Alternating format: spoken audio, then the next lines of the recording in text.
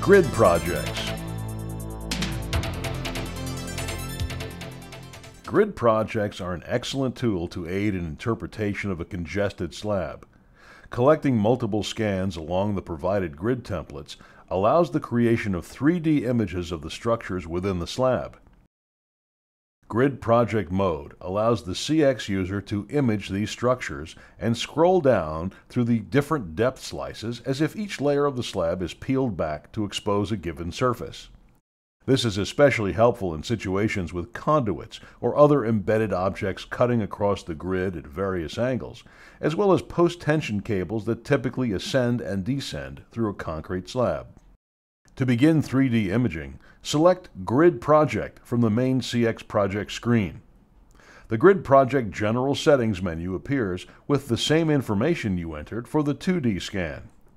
Settings can be changed here if needed. Two settings that are absent are the acquisition mode and the point interval, as the grid projects can only be completed using a wheel for data acquisition.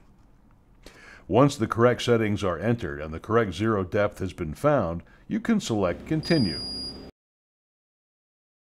The Grid Project Manager appears with default values for the standard grid mat, either 32 inches by 32 inches or 80 centimeters by 80 centimeters.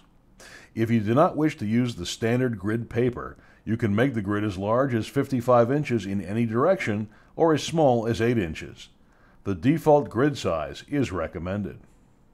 By selecting the Use Standard Carpet icon, the grid size reverts to the default grid paper at any time. In this example, we will use the standard grid carpet. Select Continue. The next menu is the 3D Grid Project Overview. This is a good time to review the settings before starting the project. If the parameters are satisfactory, select Start. Basic information about the grid project appears next to the graphical screen representation. The red triangle on the screen graphic is indicative of the antenna position. Place the antenna at the Start Here First direction parallel to the y-axis, which is also line 0 on the grid template. Line up the permanent hash marks inscribed on the antenna with mat origin.